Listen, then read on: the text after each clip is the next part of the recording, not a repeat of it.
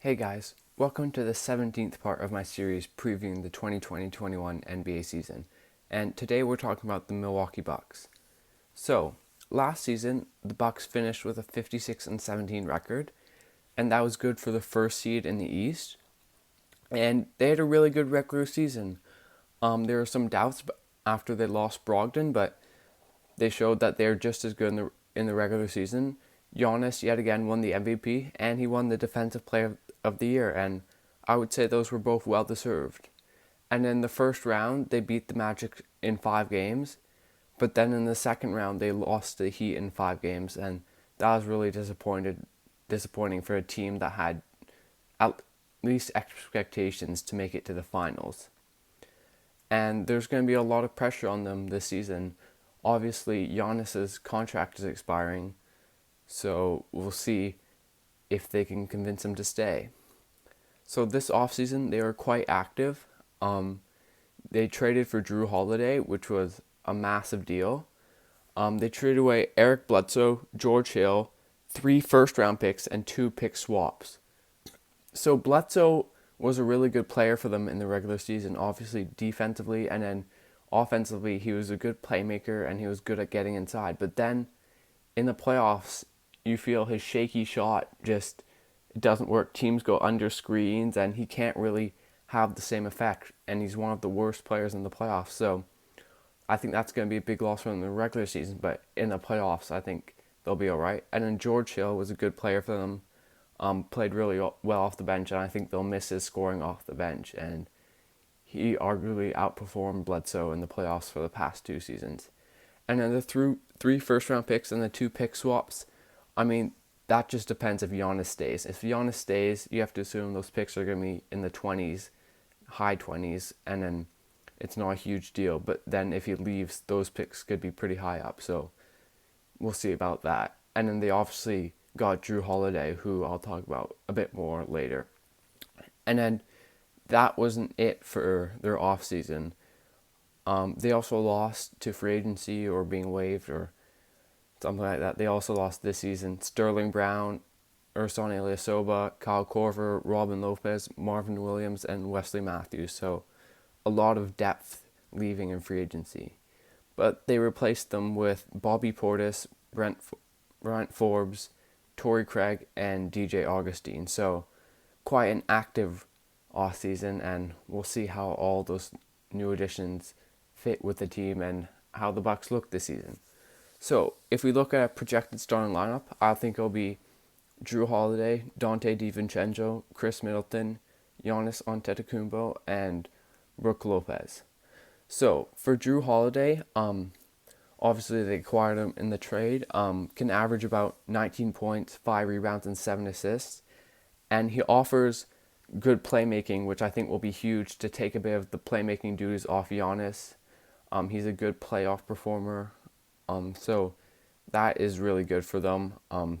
Obviously his playmaking is just going to be huge. And then he's not a great 3-point shooter, but he's a good enough shooter that teams have to respect him and they can't just go way under screens like they were with Bledsoe. So he's definitely going to be still being effective in the playoffs. And then Drew is also one of the best defenders in the league and will be able to guard the other team's best guard. So that's another thing. So I think he's a really good player and he fits really well with this Bucks team, obviously, with his playmaking. And then they have Dante DiVincenzo, who is being pushed into the starting lineup. Averaged about 19 points, 5 rebounds, and 1 steal last season. And he's a really good defender, so that's obviously a positive. But he's a bit of a shaky shooter. His shooting is a bit questionable. So if he can get his shooting up to at least league average, then I think he'll be a really good, solid starter for them and type of player they need. But if his shooting is struggling a bit, that could be a bit of a problem issue for the Bucks.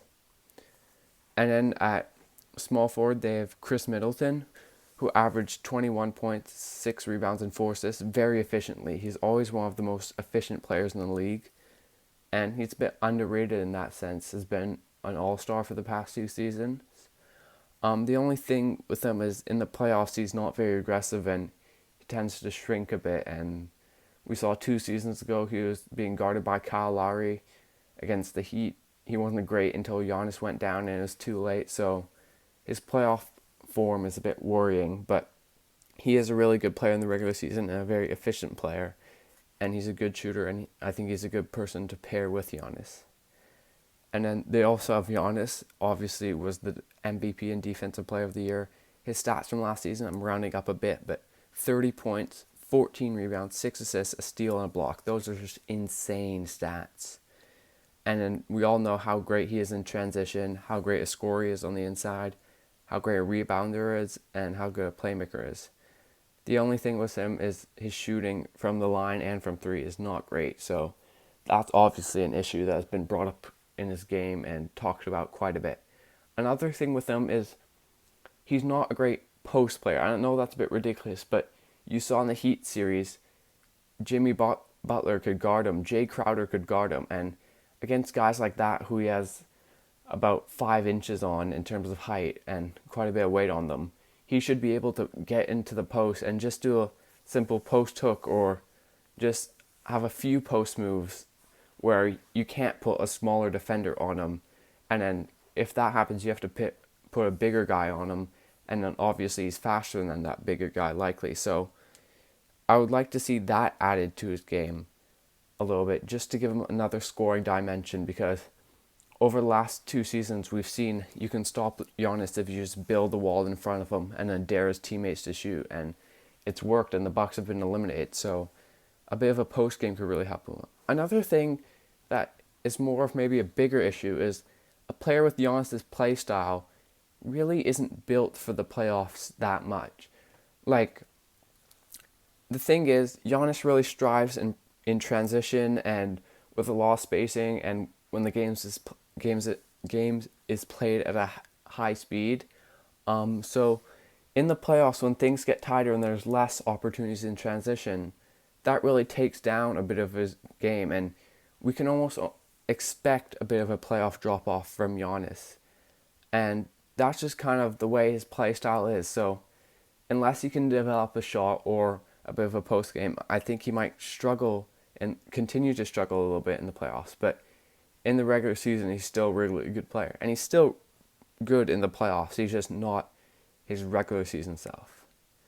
Anyways, at center, they have Brook Lopez, who is kind of like a 3-and-D center. I'm not a huge fan of Brook Lopez, to be honest. I think his reputation as a shooter precedes his actual ability. Shot like 31%. It's not to say he's a terrible shooter, but he's not as good a shooter as people make out. And then he's just really slow and can't really switch onto the perimeter at all. And that kind of handicaps the Bucks defensively a bit. But he does still provide a bit of spacing for Giannis, and he is a good defender in the paint. And they don't really have any other centers on the roster, so he's kind of stuck as their starting center.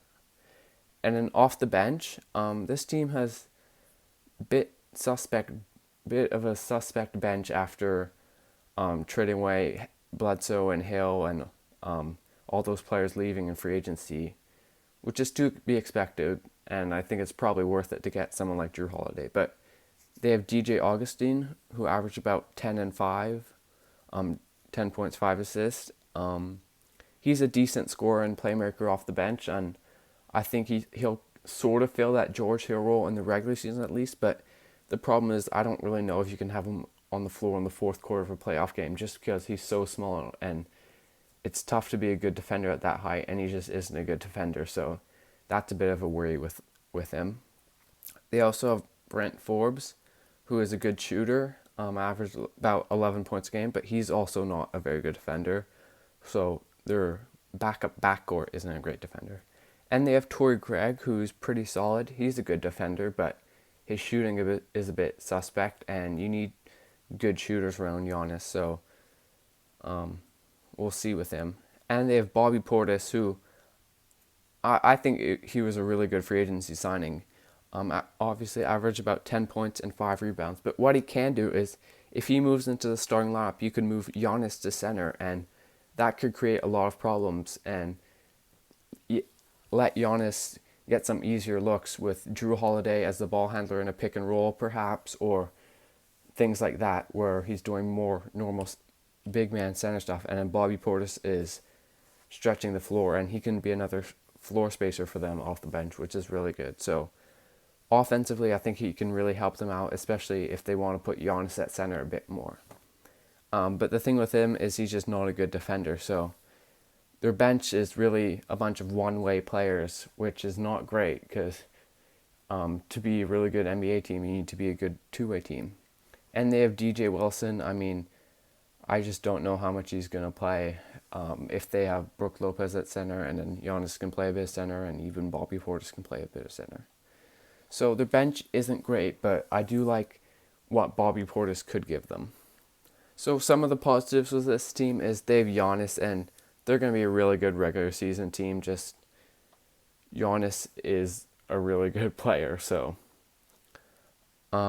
yeah, they're going to be really good regular season. And with the addition of Jrue Holiday, they've definitely added a bit more playmaking, and I also think that's really good. Between Jrue and Middleton and Giannis, they'll definitely have enough playmaking, and that won't be as much of a worry.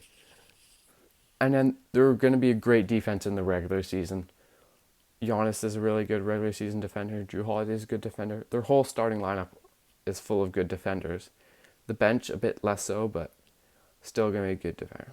Some of the negatives is Coach Mike Budenholzer. I'd just like to talk a bit about just in the playoffs, he sort of has the reputation of not cutting his rotation and playing Giannis like 32 minutes when really he should be playing 40, 44. He's a bit afraid to play his big players heavy minutes, and that could definitely handicap them, especially this year if he doesn't realize that he has to play Giannis and Jrue and Middleton a lot because their bench isn't great. So that's one thing that worries me. And the second is their defensive system. The Bucks' defensive system is basically just don't allow any corner threes or anything in the paint. So what they do on pick and rolls is they drop and they just have Brook Lopez hang about in the paint, and they let the guard play 1-on-2, and that works in the regular season because they play the odds and they almost always have the best decent defense, and they have Giannis and they have good perimeter defenders. But in the playoffs, against a pick and roll tandem of let's say Jimmy Butler and Bam Adebayo, it just gives Jimmy way too much space to pull up for easy mid-rangers and get easier shots when really they should be trying to lock down and maybe switch a bit more. So that's a bit of an issue for them, and Budenholzer is not good at making adjustments, and that's what you need in the playoffs. So we'll see this season. I'd like to see them be able to play a few more different ways just so they can be versatile. We saw the Lakers were really versatile and they won the championship. So I think that's a weakness of theirs, and hopefully they can work on it, and hopefully they can figure out different ways to play defensively, whether that's having Giannis at center so you get a bit more dynamic defensively in pick and rolls. We'll see, but that's really something I'd like to see them improve on. And then their bench depth, as I said, isn't great. They're all a bunch of one-way players, with DJ Augustin, Forbes, and Portis being good offensively, and Torrey Craig being good defensively. So that's a bit of a worry. And then they only really have 3 players I trust in the playoffs, in Giannis, Middleton, and Jrue. Apart from them, the rest of the roster really isn't great. So those guys are really going to have to step up, or some of the lesser players on the team are really going to step up. And then finally, they're not a great shooting team, which is something you need around Giannis. There's no elite three-point shooters who, like in the starting lineup. Jrue's decent, DiVincenzo's questionable, Middleton's decent, Giannis isn't a very good shooter, and Brook Lopez is sort of average on the balance of things. So that's a bit questionable, and that's a worry for me. As for where I can think they can finish, I really like the addition of Jrue Holiday. I think they're definitely going to be the best regular season team, the first seed in the East.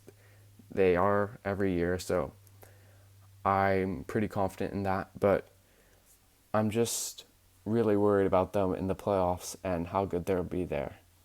Anyways, thanks for watching, guys.